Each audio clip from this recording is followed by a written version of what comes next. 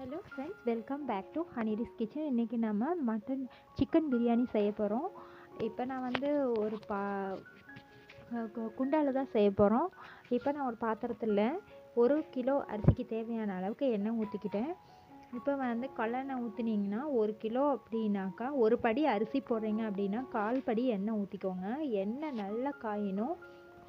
எண்ணெய் நல்லா காஞ்சோடனே நம்ம 2 வெங்காயத்தை போட்டு பார்க்கலாம். அது நல்லா பொரிஞ்சுது, நல்லா எண்ணெய் காஞ்சிச்சு அப்படின்னாக்கா நம்ம நறுக்கி வச்சுருக்க 1/4 கிலோ பெரிய வெங்காயத்தை இது கூட சேர்த்துக்கலாம்.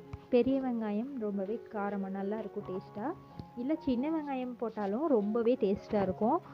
இப்போ நான் வந்து பெரிய வெங்காயம் தான் சேர்த்துக்கிறேன். 1/4 கிலோ போடணும். 1 கிலோ அரிசி பிரியாணி செய்யறதுக்கு 1/4 கிலோ பெரிய வெங்காயம் போட்டுக்கோங்க. ரொம்ப டேஸ்ட்டாக இருக்கும். வெங்காயம் எவ்வளோ நல்லா வதங்குதோ அது வரைக்கும் பிரியாணிக்கு வந்து டேஸ்ட்டை எடுத்து கொடுக்கும். ஸோ இதை நல்லா நம்ம இப்போ வதங்க விட்டுக்கலாம். இப்போ இது கூடவே 2 பட்டை, ஏலக்காய், கிராம்பு எல்லாம் சேர்த்துக்கலாம். ஒரு படி அரிசிக்கு நம்ம 4 ஏலக்காய் போடணும். பெரிய ஏலக்காவாக 4 போடுங்க. இதை நல்லா கிளறி விடுங்க. வெங்காயம் எவ்வளோ வதங்கணுமோ அவ்வளோ வதங்கட்டும்.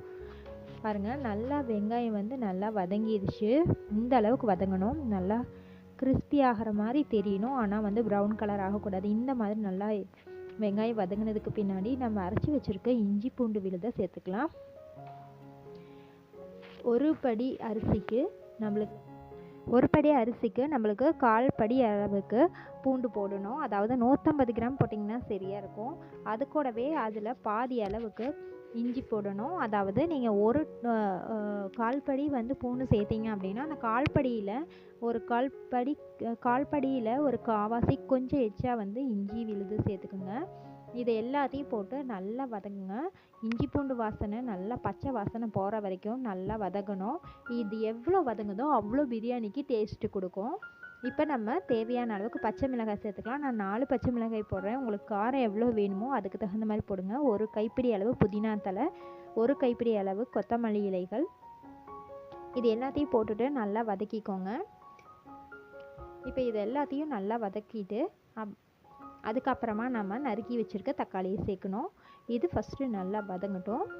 நல்லா அந்த வாசனை வந்து வெளியே வரணும். அந்த இஞ்சி பூண்டு வாசனை எல்லாம் போகணும். பாருங்கள் எப்படி சூப்பராக வதக்கிட்டு இருக்குதுன்னு. பிரியாணி வாசனை இப்போவே வந்துடும்.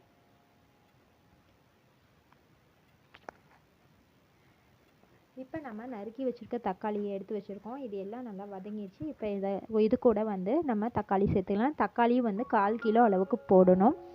ஒரு படி அரிசிக்கு 1/4 கிலோ அளவுக்கு நல்ல பழுத்த தக்காளியாக போடுங்க.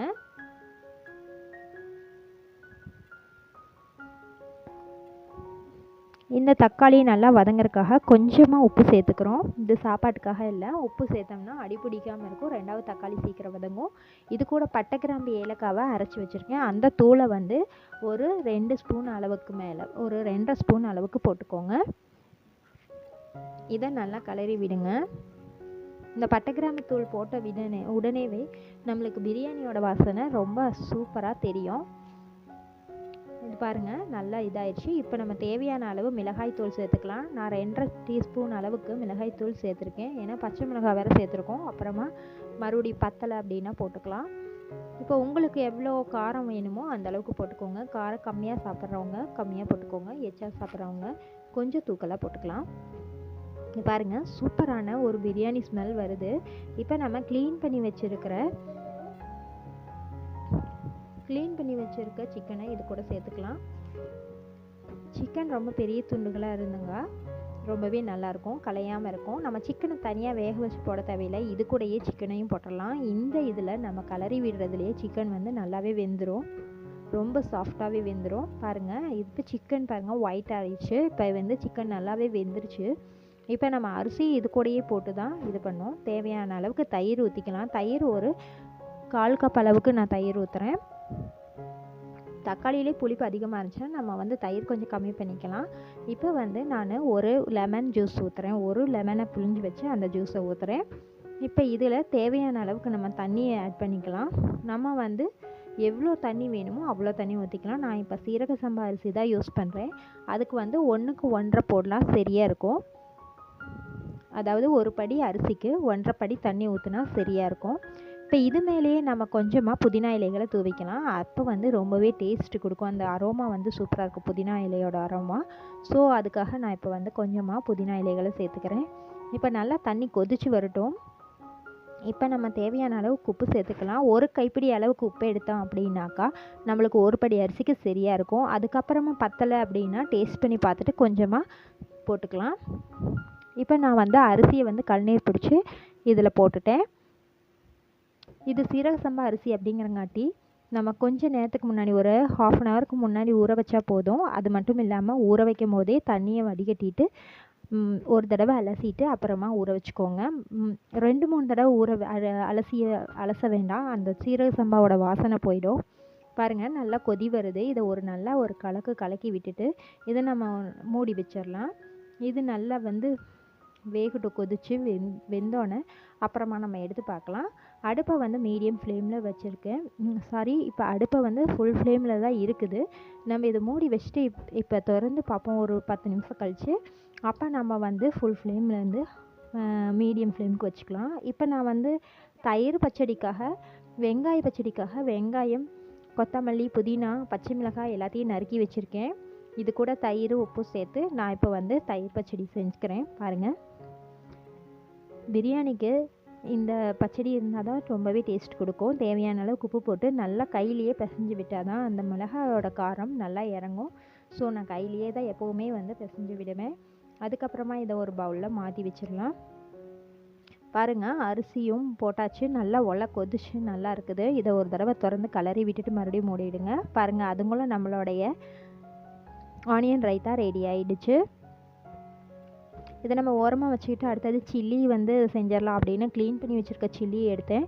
அதுக்குள்ளே இது வந்து கொதிக்க ஆரம்பிச்சிருச்சு. இதை இன்னொரு தடவை போட்டு கலரி விட்டுடலாம், இல்லாட்டி இது வந்து அடி பிடிச்சிக்கும் அப்படின்ட்டு இதை மறுபடியும் வந்து சாப்பாட்டை கலரி விட்டுட்டு நல்லா டேஸ்ட் பண்ணி பார்க்கலாம், உப்பு காரம்லாம் சரியாக இருக்கான்ட்டு அப்படின்ட்டு இப்போ டேஸ்ட் பண்ணி பார்க்குறேன். எல்லாமே சரியாக இருக்குது. இப்போ இந்த மாதிரி ஒரு கடாயில் நான் வந்து இந்த மாதிரி மணல் போட்டு வச்சுருக்கேன். இதை வந்து நம்ம அடியில் தம்முன்றதுக்காக வச்சுட்டு மேலே ஒரு கல்லை வச்சுக்கலாம்.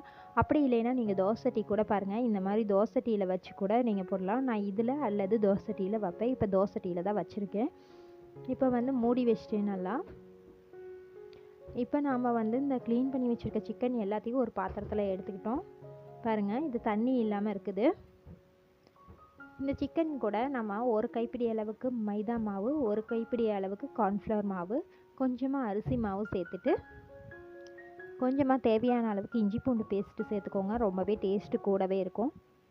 அதுக்கப்புறமா இது கூட நம்ம தேவையான அளவுக்கு உப்பு சேர்த்துக்கலாம். இது கூட தேவையான அளவுக்கு காரத்துக்காக மிளகாய் தூள் சேர்த்துக்கலாம்.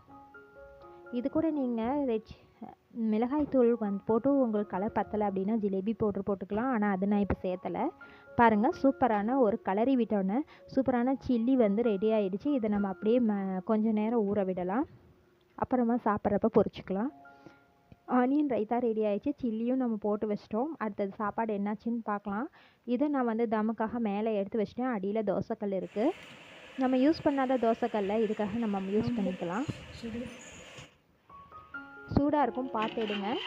பாருங்கள், இதை நம்ம எடுத்து பார்க்க போகிறோம். சூப்பராக வந்து நம்மளுக்கு செட் ஆகி வந்திருக்கு பிரியாணி. நான் இதை வந்து லோ ஃப்ளேமில் தான் வச்சுருந்தேன். தோசைட்டியில் வச்சதுக்கப்புறம் லோ ஃப்ளேமில் வச்சுக்கோங்க.